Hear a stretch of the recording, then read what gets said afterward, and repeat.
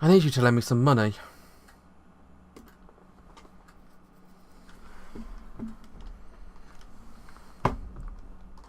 I'd have been less surprised if she told me she was in love with me. Huh? Money? Yes. I was at a loss for words. I blinked a few times and answered her with a question. How much? 1 million moles. I didn't get it. Wait. Was she in trouble again? But even back in the day, 8 years ago, Risa tried to handle all her money matters on her own. Noticing as I was at a loss for words, Risa continued talking in a self-depreciating tone. I bet you're surprised. Well, yeah. But I need you to lend me your money right now. I should be able to pay you back. What do you mean, should? Since the discussion had turned into business, my tone became harsher. Sorry, but 1 million moles is not cheap even for me. I know, but I need it right away. What are you going to use it for?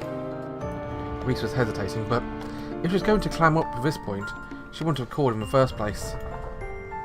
It's to pay for an orbital elevator ticket. I was begged by some people with elderly relatives within the scope of medical report. As you're well aware, ticket prices are through the roof right now. Even if you wait, no one can tell us if it's going to become cheaper. And Mr. Gazanica even said they might stop transportation in order to avoid further confusion. If that happens, the situation will only get worse. I uttered the following words whilst doing all I could to hold back a sigh of consternation. You know, we're in the middle of a panic situation, right? This time next year, people will be like, oh right, that happened. The cycles mentioned in that report have been established. The price of the orbital elevator will be back to normal. I don't think anyone explained that to them, you know. Risa had hit the nail on the head. I shut up. Not everyone is as smart as you or as score-headed. And that holds doubly true for people who think their loved ones might be in danger. If I abandon them, who knows where we might borrow money from? We know better than anyone what could happen to someone depending on the nature of their debt, right? So she said, but I couldn't avoid imagining the people who'd come running here for help even if I wanted to. Yeah, the stereotypical rich idiot did exist. There are stereotypes amongst poor people as well. That's because people who understood their situation, possessed good judgment, might well be able to escape from the trap of poverty. I remembered what happened 8 years ago when I was burdened with a similar situation to Reese's right now, and I went to see Barton. Barton curtly refused my request to shoulder a debt. I thought it was a callback then, but now I was in the same situation. I acted 100% in the same way he had. Money doesn't grow on trees. You shouldn't throw it around based on clumsy decisions and mind-numbing nearsightedness. My face twisted, not in anger over people who ran thoughtlessly to Risa for help, but in frustration at myself. Most of the things that lay in store for me had already happened to Barton. He was a great man. Moments like these forced me to come to terms with that. How? I know I'm asking the impossible, but I can't. I'm not saying I can't pay you back. Yes, but during this time, the capital will be locked. It's the same as a loss. I'm aware my words are cold.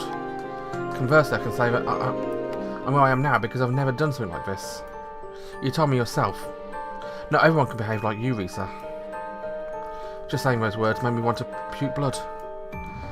I think maybe this came across to Risa, since what welcomed me was not anger or contempt, but silence. Besides, what kind of work do I do? Do I have a steady job? Yes. I don't. They were swept up easily in panic because of the sort of people they were. What's their income? Do they have assets? Just wanting to pay back a loan doesn't give them the ability to. After all, at the end of the day, a ninja was a ninja. So, born from a mysterious of the East. And that only existed in people's imaginations.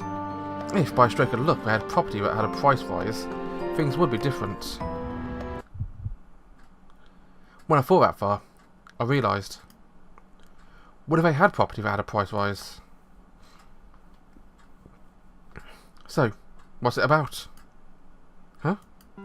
Reese's questions brought me back to reality. No, that was just me thinking aloud. Also, I wanted to ask you. What? Could it be that they have assets? Yes, they do. But I don't know if it's a really good thing to have them use it as collateral. It's a house, right? How? I see. So that's how it is. It's been like that before, so it must be the same again now. What would one do to pay off bad credit card debt? What would one do when reaching the limits of a car loan? In the first place, what was the method one relied on when reaching the limits of a real estate loan? There weren't many people leading average lives who had 100,000 more to their name. People who earned a fair sum ended up sparing a fair amount. People who didn't spend their money invested it rather than keeping it as solid cash. Which meant they were cornered. We only had one method to rely upon. They must sell their possessions. How? These people have tried a lot of things. But you can't just sell a house. My thoughts are brought back into reality. They could go somewhere, yeah, a second-rank bank. There they could use their assets as collateral to borrow money. This price has gone up compared to when we bought it. They should agree to lending at least the price of a ticket. But how? They finally managed to get these houses. They can't just. One could also think they should just get rid of them while they can. Huh? Lisa, have you ever thought about how they managed to buy their house in the first place? Huh? She hadn't. No income, no job, no assets. Or for short, ninja loans. They bought their houses with that kind of loan. Do you think you have to feel a moral responsibility for that?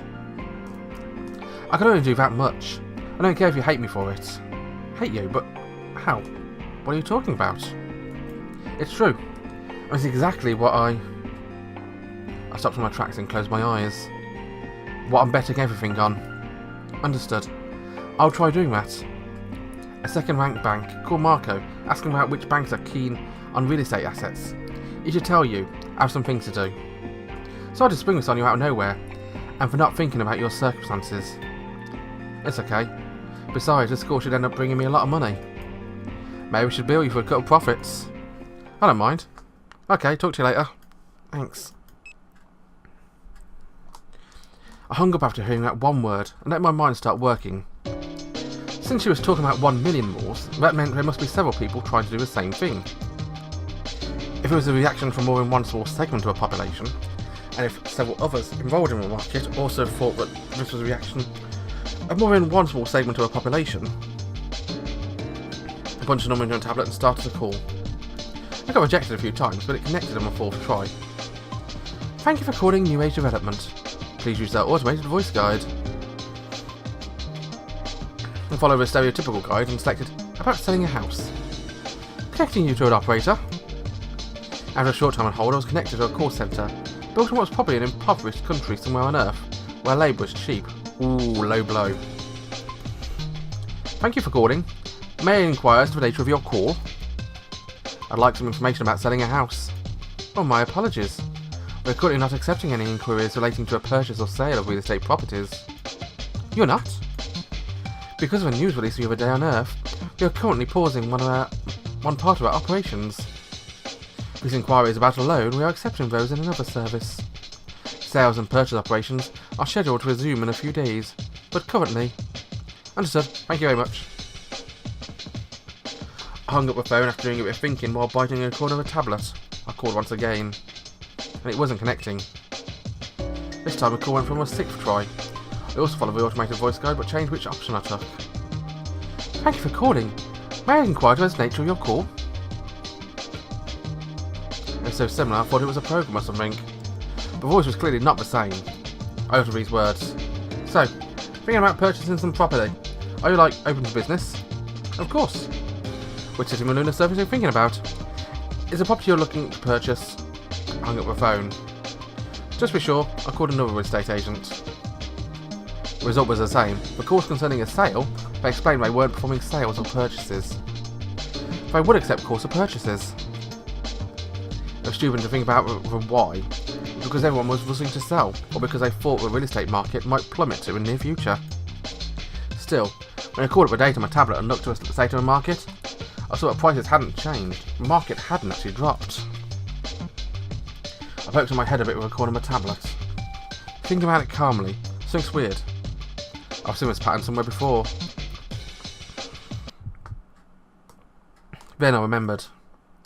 for pricing of a protection, and with raw data for the real estate market. So that's how it was. If you couldn't sell, then no one can tell how much it was really worth. Once the price was set, they would have no choice but to acknowledge a price drop. However, if one thought this whole uproar was just a temporary thing, then the wave of sales would subside if they were just observed silently without actually purchasing or selling. If people calmed down, then a drop in price wouldn't occur, and the days of soaring prices would return. That must be the plot. But was that really right? Could a situation really be dealt with using a temporary stopgap measure? If I were to be asking for my opinion, I would say I thought it was right, but everything sounding that medical report was just a temporary wave of panic. But this phone call might very well be indicating the opposite. Because if I really thought it was a temporary problem, then we'd be dealing honestly and performing sales right up front. After all, were they very well sales, it was possible to beat down on prices. Because they thought the prices were going to rise, then now is the right time to start purchasing. Why don't we do this? The answer is simple. Wouldn't everyone in the real estate business think deep down that prices were unrealistically high? And get scared witless where the slightest trigger might cause anything to collapse? Which might be exactly why they'd been shoving all these worries at the back of their minds and acting unnaturally optimistic. I checked auction sites on my tablet. Ticket prices were shifting between 13 and 14 times the norm. It was higher than when I checked the office. Seeing that a line of the orbital elevator ticket window was now 2.5 kilometres long. The longer the line got, the higher unofficial ticket prices would go, and the harder it became to get a ticket, the longer the line would become. Which in turn would increase the number of people needing to get their hands on funds, which would cause a lot of people to cancel their purchase, as well as resulting in a lot of houses going on the market. And following the law of supply and demand, what had been put on sale would certainly face a price drop. A murmur was deep within my heart. This might be a variation of a gamma trap. There really was a lifeboat over there. But if anyone tried to get on, of course it would sink. No, wait. Don't rush to conclusions. I repeated this to myself and drew a deep breath. It was still merely hypothetical, but it did have a very important hint. New Age development was accepting property purchases, but refusing to deal with sales. The operators of purchases and sales were probably in different locations. There would be nearly no customers calling both at the same time. So that deception might work for a while. I just remembered about Avalon. Back then, Eleanor said this. If you do something like this even once, it means others have definitely been doing it.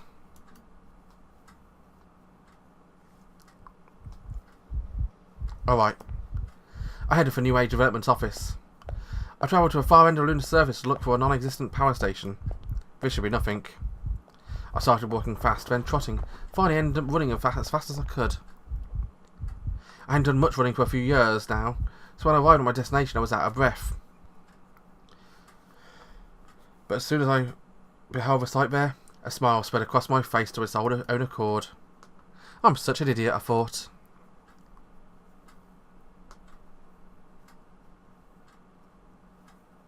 Really, I'm such an idiot. Really, a big idiot. I yelled at a loud voice. The office where New Age development was installed. It was dirty and disorderly, but full of life. At the moment, the lights were off. Temporarily closed was written on a piece of paper on the glass door. All looked like sales types were gathered in front, with bewilderment on my face. Calling someplace on my phone, upon seeing me, they looked surprised. The place was empty. The administrators and people close to him had run away. People in the thick of real estate investment knew. They knew that this mark on the lunar surface was abnormal. The slightest trigger would cause it to collapse. With help of salespeople, it would be possible to keep up appearances for a while. Just like the snakes or insects that keep on living for a while, even after their heads have been cut off. It would take a few hours before people around the world would notice this. For us to outwit them, it was now or never. I tried to call a number on my tablet. Noticed my hands were shaking. Damn it, calm down. You were here on the lunar surface, right? I couldn't prevent a smile from creeping to my face. thinking of how much it was like a scene from one of those hot-blooded comics of young men. A scene where someone would hold their right hand, repeating the words, "Calm down, calm down." Somehow though, this made me happy. The excitement really made me happy. Because I was surrendering myself completely to a core investment, just like I did 8 years ago. I was calling my sales contact at Howell Brothers, and, as expected, they picked up on the first try. I was expecting you. So, did you consider? Ah, you'd be happy with a 30% increase, right? I'll weigh everything. And I also have a favour to ask. I stress my words, speaking slowly. I also want protection for CDO mezzanine or senior claims. What? How was it? Calling dibs. Back then, I could not bring out any direct profits from Avalon's collapse. But right now, I was bearing witness to a collapse of something on the same scale as Avalon. Amazon is not due to any kind of collapse. Please disregard my previous comment. Cannot be used for slander. Something on the same scale as Avalon, if not bigger. In the world of investment, it was possible to bring out profit even from a market's collapse. If I wanted to make a living via investment, I should have poured everything I had into it back then. Of course, that's not all protection you can get for junior claims. My budget is... I braced myself and tried to say it, but one pang of worry went through my mind and I stammered. My remaining budget was 140. If I poured all that into protection, there was a possibility of returns of above 100 times. This was a once-in-a-lifetime bet. There was no reason not to place it. The worry that crossed my mind for 1 second was this. Do these guys actually pay that much lost money? 100 times 140 million. We're talking about a budget on a par of that of a small country. There are two things a gambler must never do. Never suffer a loss so bad it took away everything you had. And never win so big that you crushed a casino. If one couldn't be paid, then victory would be meaningless. I thought about this for a brief moment, shook my head and reconsidered. Major investment banks all had, without exception, total assets numbering beyond tens of billions. Otherwise they would never realistically take up bets. I took another deep breath and uttered the following. My budget is 140 million mores. I want you to buy as much as you can in the next few hours. When everyone was gathering to go back to Earth, I would take the flight to leave the solar system.